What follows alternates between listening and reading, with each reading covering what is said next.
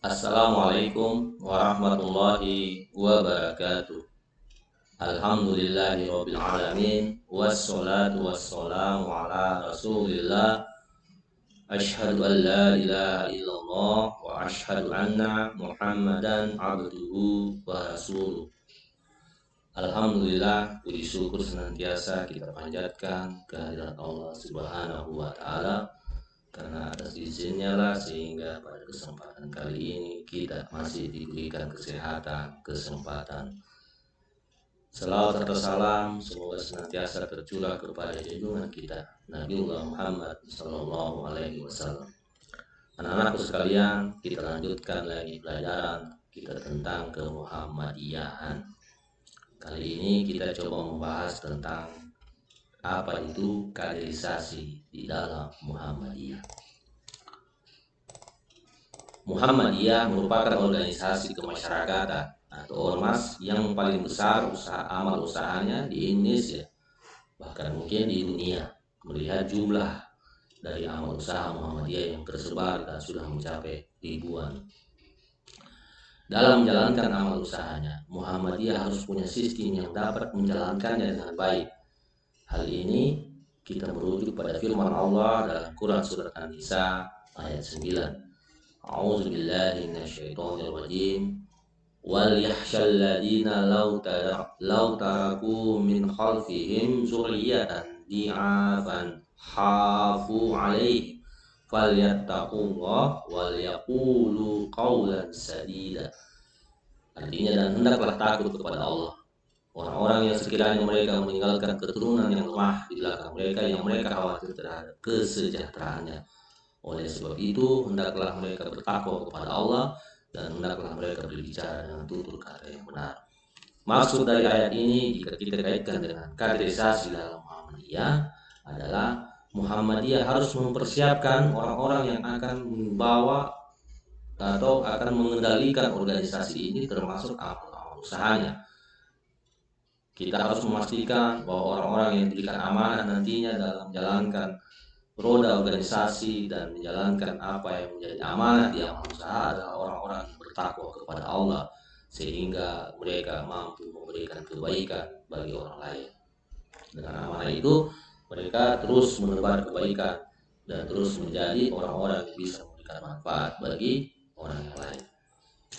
Apa itu kader? Kader adalah orang yang diharapkan dapat memegang peranan penting dalam satu organisasi. Sementara pengkaderan adalah proses atau pencarian kader yang secara struktural akan dimasukkan ke dalam tubuh organisasi tersebut. Jadi kader itu orangnya, sedangkan pengkaderan adalah proses untuk menciptakan kader itu. Pengertian kader berasal dari bahasa Prancis cadre atau les cadres. Maksudnya adalah anggota inti yang menjadi bagian terpilih dalam lingkup dan lingkungan pimpinan, serta mendampingi di sekitar kepemimpinan. Kader bisa berarti pula sebagai jantung suatu organisasi. Jika kader dalam suatu kepemimpinan lemah, maka seluruh kekuatan kepemimpinan juga akan lemah. Sebab kader berarti pula pasukan inti. Jadi menjadi kader itu tidak boleh menjadi orang yang lemah, baik lemah fisik maupun lemah dalam segi wawasan. Karena dengan kekuatan itulah, kalau dia lemah, bagaimana dia bisa mengendalikan organisasi? Kalau dia lemah, bagaimana dia bisa mengendalikan sebuah usaha? Tidak boleh orang lemah yang menjadi kepala sekolah, tidak boleh orang lemah yang menjadi pimpinan dalam sebuah usaha. Harus orang yang kuat. Maka dari itu dalam proses pengkaderan dicari orang-orang yang memiliki kekuatan, karena kader itu adalah pasukan inti. Kalau pasukan inti sudah lemah, bagaimana bisa bertahan sebuah organisasi? Ya. Kalau negara kita tentaranya sudah lemah, mereka adalah pasukan inti. Tentara adalah penjaga kedaulatan. Nah, kalau penjaga kedaulatan sudah lemah, kita bagaimana? Sedangkan melindungi dirinya sendiri saja tidak bisa, apalagi melindungi kita. Maka sebagai sebuah pasukan inti, kader itu tidak boleh lemah. Di dalam Quran surat Al-Fat ayat 29 Allah berfirman, bagaimana itu kader? Seperti apa itu kader? Cirinya seperti apa? Allah menjelaskan di dalam Quran surat Al-Fat yaitu seperti tanaman yang mengeluarkan tunasnya. Maka tunas itu menjadikan tanaman itu kuat, lalu besarlah dia dan tegak lurus di atas pokoknya. Pokok itu akarnya ya, batang batang tengahnya itu ya. Tanaman itu menyenangkan hati penanam-penanamnya karena Allah hendak menjengkelkan hati orang-orang kafir dengan kekuatan orang-orang mukmin. Allah menjanjikan kepada orang-orang yang beriman dan mengerjakan amal yang soleh di antara mereka ampunan dan pahala yang besar. Ya, jadi kita terus memproses diri kita menjadi kader untuk agama dan bangsa ini, ya. Supaya apa? Allah ingin memperlihatkan kepada orang-orang kafir, lihatlah orang-orang kafir di Islam sana banyak orang yang kuat, banyak orang-orang yang mampu mempertahankan agama mereka. Dengan begitu akan melemahkan mental dari orang-orang kafir. Ya, jadi nah, kader itu adalah tanaman yang mengeluarkan tunasnya. Dia terus berkembang, tidak boleh stagnan. Ya. Lalu kemudian tunas itu menjadi besar, lalu kemudian menjadi pohon yang baru atau cabang yang baru yang kemudian akan membuat pohon itu semakin besar dan bisa melindungi bagi orang lain. Dan yang menanam pun pasti senang. Ya, anak-anakku sekalian, coba kalau kalian tanam bunga, kalau tumbuh tunasnya, tumbuh lagi bunganya, kita kan senang. Ya. Nah, seperti itulah kehadirannya mereka itu memberikan kabar baik bagi orang-orang. Ya, bukan sebaliknya. Kehadiran itu tidak boleh dijengkel, tidak boleh dia justru kehadirannya itu dinantikan. Jangan dia lagi datang, awas kita lari, nah, tidak boleh. Ya, kehadiran itu harus mampu memberikan manfaat bagi orang lain. Nah, sekarang apa tujuannya kaderisasi di dalam Muhammadiyah? Yaitu untuk terbentuknya kader Muhammadiyah yang memiliki ruh atau spirit serta mempunyai integritas dan kompetensi untuk berperan di perserikatan dalam kehidupan umat dan dinamika bangsa secara konteks global. Jadi kader Muhammadiyah itu harus memiliki ruh spiritnya, maksudnya kekuatan dorongan dari dalam untuk terus berada di dalam garis tauhid, ya. Terus berusaha untuk menjaga imannya. Nah, itu ciri kader Muhammadiyah. Dimanapun dan kapanpun dia berada, apapun profesi kalian, ya. Bagi adik-adikku yang mungkin nanti berkiprah di bidang perbankan syariah misalnya, rezekinya dia menjadi bankir atau pegawai bank, maka dia tetap memperlihatkan, oh dia pegawai bank, tapi kelihatan bahwa dia anak Muhammadiyah. Kenapa? Ada ruh dari dalam. Anak-anakku sekalian yang TSM misalnya, yang memiliki keahlian dalam hal otak-atik sepeda motor. Suatu saat ada yang memiliki takdir menjadi teknisi atau mekanik di pit stop dalam kejuaraan MotoGP misalnya, ya. Sudah terkenal, sudah bertemu dengan orang-orang hebat, tetapi dia tetap tidak meninggalkan ciri khasnya sebagai anak Muhammadiyah, sebagai kader Muhammadiyah. Tidak ada masalah dimanapun kalian berkiprah, ya. Mau jadi politisi, mau jadi apapun, jangan sampai kita tinggalkan ciri khas kita sebagai anak-anak yang pernah sekolah di sekolah Muhammadiyah. Mempunyai integritas. Integritas itu adalah sebuah nilai di mana salah satu cerminannya itu adalah jujur. Ya. Anak Muhammadiyah harus jujur, tidak boleh banyak bohongnya. Ya. Kepada siapa saja, kepada teman, ya, kepada keluarga, tidak boleh kita banyak berbohong. Kemudian memiliki kompetensi untuk berperan, ya. Memberikan manfaat bagi orang lain, tidak menjadi sampah masyarakat. Kalian sekolah di SMK Muhammadiyah supaya memiliki kompetensi. Yang di TSM nanti memiliki keahlian untuk otak-atik motor. Di TKR bisa otak-atik mobil. Ya, kemudian di multimedia bisa ahli di bidang IT. Kemudian TKJ juga begitu, bisa ahli dalam otak-atik komputer. Kemudian perbankan syariah, farmasi, ya, bisa meracik. Semua itu adalah kompetensi. Lalu kemudian kalian gunakan kompetensi itu untuk bisa memberikan manfaat baik di lingkungan perserikatan, untuk kehidupan umat, bahkan lebih bagus lagi kalau kemudian berkiprah dalam konteks global. Coba, saya bangga, ya, tiba-tiba ada berita salah seorang alumni SMK Muhammadiyah yang pernah saya ajar ke Muhammadiyah, dia kemudian sekarang masuk dalam jajaran mekanik dunia, ya, karena dia sudah bisa jadi teknisi salah satu peserta MotoGP misalnya, ya. Alumni SMK masuk di pit stop, alhamdulillah. Ya, yang alumni TKR kemudian nanti bisa jadi mekanik dalam F1, ya. Yang multimedia dia memiliki keahlian dengan multimedianya, bisa membuat film-film pendek, bahkan kemudian dia menjadi sinias, ya, bisa mengedit video, bisa ini terkenal dan memberikan sumbangsi untuk perkembangan bangsa ini luar biasa. Ya. Itulah kiprah kita, itulah kiprah sumbangsi Muhammadiyah untuk bangsa, dan kalau bisa berkiprah dalam konteks global luar biasa. Perkaderan pada hakikatnya merupakan pembinaan personal anggota dan pimpinan secara terprogram dengan tujuan tertentu bagi persyarikatan.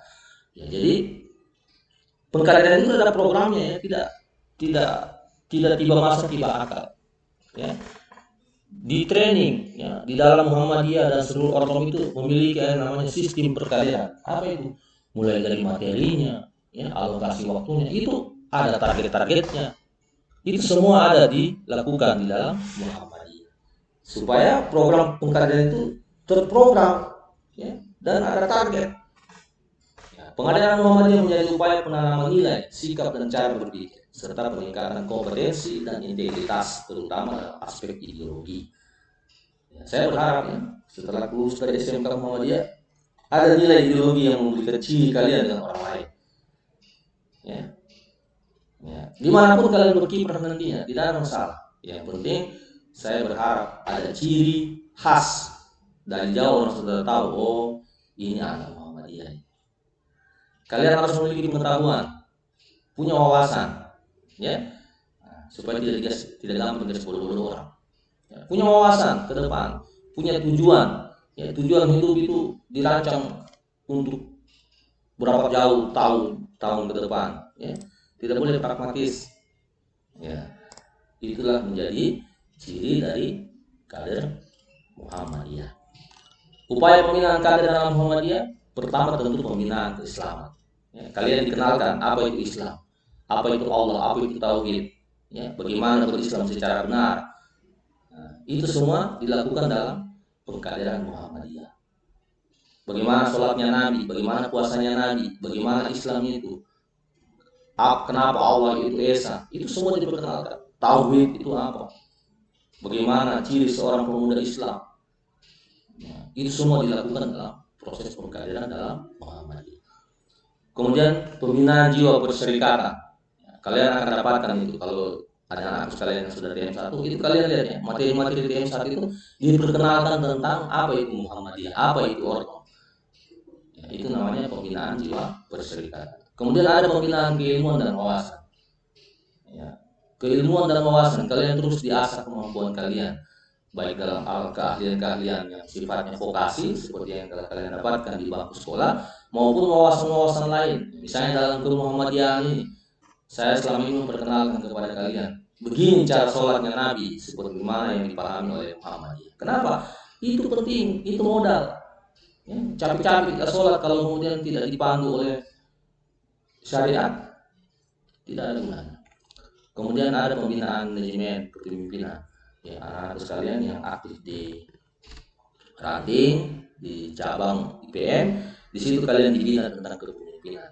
Di situ kalian tentang manajemen, ya, bagaimana mengatur, diberikan amanah, ini uang bikin PM1, tapi uang itu harus dipertanggungjawabkan. Setiap penggunaan harus ada notanya, setiap ada pengeluaran harus ada tanda tangan, dan itu semua adalah latihan kalian untuk manajemen. Ya. Kemudian pembinaan penguasaan keterampilan, informasi, dan keilmuan. Anak Muhammadiyah harus terampil, anak Muhammadiyah harus informatif, dan anak Muhammadiyah harus punya ilmu.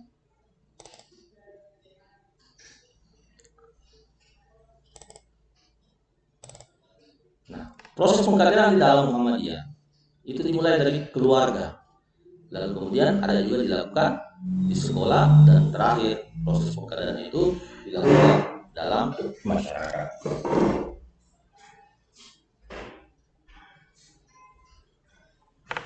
Di dalam lingkungan keluarga, keluarga adalah madrasah pertama bagi seorang anak. Kalau di keluarga saya, anak saya perkenalkan begini cara sholat menurut Muhammadiyah, yang menurut Rasulullah, yang dipahami oleh Muhammadiyah selama ini. Jadi tahap pengkaderan itu sudah mulai dari keluarga. Anak-anak saya punya anak sudah saya kenalkan tentang apa itu Muhammadiyah, apa itu Orton.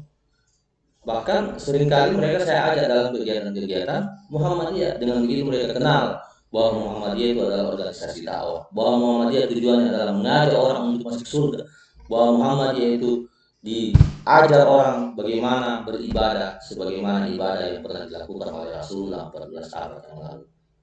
Itu mulai dari keluarga. Kemudian pengkaderan di sekolah seperti sekarang ini. Ya, jadi saya memberikan pelajaran ke Muhammadiyah ini selain sebagai kewajiban dalam kurikulum dalam sekolah-sekolah Muhammadiyah, ini juga adalah proses pengkaderan. Saya ingin menanamkan nilai kebaikan buat anak-anak sekalian. Ya, di sekolah ini kalian dikenalkan tentang apa itu Muhammadiyah. Sejak awal kita bertemu, saya sudah menyampaikan. Ya, Muhammadiyah itu adalah bukan hanya dikenal sebagai organisasi yang bergerak di bidang pendidikan, tapi banyak kegiatan-kegiatan Muhammadiyah, baik sosial, keagamaan, maupun kegiatan-kegiatan lain. Jadi di sekolah ini adalah tahap proses, termasuk salah satu proses pengkaderan yang dilakukan oleh Muhammadiyah. Kemudian di masyarakat, ya, proses pengkaderan. Jadi setelah proses pengkaderan, ya, misalnya IPM setelah PM1, itu kemudian kita lepas kepada masyarakat. Kita ingin membandingkan antara teori dan fakta yang mereka dapatkan di lapangan. Nah, jadi ada proses pengkaderan ketika mereka dilepas dalam masyarakat. Nah, sama dengan sekolah. Ya, kalian sudah melewati namanya ya praktek ya. Kalau dulu itu yang saya tahu itu PSG, pendidikan sistem ganda. Saya tidak tahu sekarang namanya. Nah, itu adalah upaya sekolah untuk mengkader kalian bagaimana kalian belajar langsung di tengah-tengah lingkungan sosial masyarakat. Ya, kalau selama ini kelas 1 sampai kelas 2 semester pertama kalian diperkenalkan secara teori, maka pada semester berikutnya, semester kedua atau semester genap, kalian sudah langsung praktek di tempat praktek masing-masing sesuai dengan keahlian masing-masing. Nah, itulah proses pengkaderan yang dilakukan dalam Muhammadiyah. Kebijakan internalisasi Islam, ya, pemahaman tentang Islam secara kafah, secara benar, ya, kemudian menafsirkan dan kontekstualisasi ideologi, kemudian Muhammadiyah dalam bahasa yang populis, ya. Jadi dakwah Muhammadiyah itu tidak kaku, ya, dia terus mengikuti perkembangan zaman, ya. Nah, jadi Muhammadiyah itu adalah organisasi yang terus berkembang dan terus mengikuti perkembangan global. Ya, jadi sebagai kader Muhammadiyah kalian tidak boleh gaptek, ya, terus mengikuti perkembangan dan kemudian kita menjadikan perkembangan itu sebagai jalur atau wadah kita dalam berdakwah. Kaderisasi melalui berbagai jalur profesi. Ya, jadi selain kalian ini di sekolah, ya, kita juga melakukan pengkaderan untuk profesi-profesi yang lain, mahasiswa, ya, pemuda-pemuda wira swasta. Ya, kemudian memperbanyak komunitas-komunitas kultural dan fungsional. Ya, jadi kita ingin memperbanyak kelompok, dengan kelompok itu kemudian kita terus menyuarakan dakwah. Dalam pengkaderan Muhammadiyah apakah tidak ada hambatan? Banyak hambatan. Ya. Bahkan hambatan itu bisa berasal dari internal atau dari dalam organisasi Muhammadiyah sendiri, ya, perbedaan pandangan, ya, baik antar ortom maupun antar personal itu juga kadang-kadang menjadi penghambat. Kita sudah membuat TM1, ya, tetapi kemudian di antara panitia TM1 ada yang berbeda pandangan tentang waktu misalnya. Jangan waktu ini saya lagi sibuk urus PSG ini. Jangan ini, itu kan menghambat namanya. Ya, perbedaan itu mari kita satukan. Tidak boleh kita kemudian gara-gara berbeda, lalu sudah kamu saja yang urus TM1, tidak usah saya. Kamu lebih bagus daripada saya. Jangan begitu. Kita tanya apa maunya, kemudian kita sampaikan apa mau kita cari titik tengah. Nah, dengan begitu kegiatan akan jalan. Ya. Kemudian konsistensi, ya, ini kadang-kadang, ya, kita sudah buat kegiatan, misalnya pimpinan ranting SMK bikin program pengajian rutin, ya, bikin pengajian pertama sekaligus terakhir, tidak konsisten. Ya, harusnya konsisten, itu yang kadang-kadang sulit, ya. Ya. Kemudian tantangan dari eksternal ada, ya, tekanan dari organisasi lain ada, ya, ya, tekanan dari orang lain misalnya, ya. Muhammadiyah datang dalam sebuah lingkungan misalnya, kemudian menyampaikan sebuah informasi kebenaran misalnya. Nah, sementara di situ sudah berkembang kebiasaan-kebiasaan yang bertentangan dengan syariat misalnya. Ya, kemudian datang Muhammadiyah memberikan informasi seperti itu. Itu akan banyak yang menolak. Kenapa? Karena ketika nanti Muhammadiyah menyampaikan itu, kemudian merubah kebiasaan masyarakat, maka sudah pasti ada orang yang merasa dirugikan. Ya kan? Nah, itu dan pasti kalau dia merasa dirugikan dan dia merasa Muhammadiyah mengambil wilayah garapannya, maka sudah pasti dia akan menghambat dakwah Muhammadiyah. Ya, itu sudah pasti itu ya, itu sudah lumrah gitu, dan kita banyak mendapatkan hal-hal seperti ini ya. Nah, kemudian perkembangan zaman. Kalau kita sebagai kader Muhammadiyah tidak mengikuti perkembangan zaman, itu akan sulit. Ya. Ya, di saat semua sudah menggunakan aplikasi WA misalnya, sudah menggunakan aplikasi chatting berbasis medsos misalnya. Nah, sementara teman kita tidak bisa mengikuti perkembangan itu, ya susah. Ya, kita bagi undangan di WA, tapi dia tidak punya WA, susah kan? Nah, jadi itu akan menjadi menghambat namanya seperti itu. Makanya berorganisasi di zaman milenial seperti ini, kita juga harus ikut perkembangan zaman. Ya, minimal kita tahu bagaimana itu berkomunikasi orang sekarang. Ya, kalau dia tidak bisa bawa WA sekarang ini kan susah ya. Nah, dari hambatan itu tentu ada solusi. Ya, ada jalan keluarnya. Bagaimana caranya? Ya, kita menjadi bersinergi ya. Ya. Yang bertentangan tadi itu mari kita bersinergi. Itu tadi yang dimaksud dengan sinergi itu adalah kita sama-sama mencari jalan tengah, yang kemudian dengan jalan itu kita jalan bersama-sama. Kemudian yang kedua, intensifikasi matang hitah dan cita-cita hidup atau MKCH Muhammadiyah. Apa itu MKCH Muhammadiyah? Insya Allah akan saya bahas pada pertemuan selanjutnya. Ya. Kemudian meningkatkan kepribadian. Nah, ini yang paling pokok ya, anak-anak sekalian. Saya memiliki harapan. Apapun kalian setelah lulus dari SMK Muhammadiyah, kalian memiliki kepribadian sebagai anak Muhammadiyah. Seorang kader Muhammadiyah memiliki kompetensi sosial kemanusiaan. Ya, dia harus soleh, memiliki kepribadian yang baik dan utama. Kemudian memiliki kepedulian sosial, ya, merasa terpanggil dalam meringankan beban hidup orang lain. Ya, prinsip kader Muhammadiyah itu senang lihat orang senang dan susah kalau lihat orang susah. Jangan terbalik. Ya, senang lihat orang susah dan susah lihat orang senang. Bukan seperti itu ciri anak-anak Muhammadiyah. Kita harus selalu terpanggil melihat beban hidup orang lain. Kalau ada orang yang perlu dibantu, sepanjang kita memiliki kemampuan untuk dibantu, mari kita bantu. Kemudian suka beramal, ya, gemar melaksanakan amal soleh untuk kemaslahatan hidup. Tabligh, menyampaikan kebaikan kepada orang lain. Ya, apapun, sekecil apapun nilai-nilai kebaikan jangan takut kita sampaikan kepada orang lain. Ya, saya ini tidak bisa dulu, saya tidak bisa ini Pak, belum bisa saya. Ya. Masa tidak ada nilai kebaikan sedikit pun di dalam diri? Ada. Nah, itu saya sampaikan ke orang. Ya. Apapun kebaikan yang kalian anggap baik, maka sampaikanlah kepada orang, dan semoga dengan informasi itu orang bisa memperbaiki hidupnya. Nah, kemudian komunikatif, ya. Ya, namanya komunikatif itu harus sering berkomunikasi, jangan bicara sendiri. Nah, itu bisa nanti dibilang orang gila. Nah, kemudian terampil dalam membangun jaringan, ya. Nah, jadi anak Muhammadiyah itu dia tidak akan mati itu. Ya, kemanapun dia bisa hidup. Kenapa? Karena dia memiliki modal terampil dalam membangun jaringan. Ya. Nah, kesimpulan dari semua ini, ya, bahwa Muhammadiyah adalah organisasi sosial agama yang besar. Kemudian keberadaannya tidak akan terlepas dari orang-orang yang berperan penting dalam gerakan Muhammadiyah atau kader. Nah, untuk menjaga keberadaan dan meneruskan perjuangan Muhammadiyah diperlukan kaderisasi. Kegiatan pengkaderan ini sangat penting dalam Muhammadiyah sebagai bagian dari menjaga berkesinambungannya organisasi. Demikian dulu apa yang saya dapat sampaikan. Insya Allah kita akan bertemu pada kesempatan yang lain. Kalau tidak salah, mungkin sudah akan memasuki ujian. Siap-siap saja dari semua materi yang telah saya sampaikan dari awal sampai akhir ini akan saya rangkum menjadi soal dalam proses ujian nanti. Terima kasih atas perhatiannya. Saya mohon maaf atas segala kehilafan, kesalahan mungkin dari saya.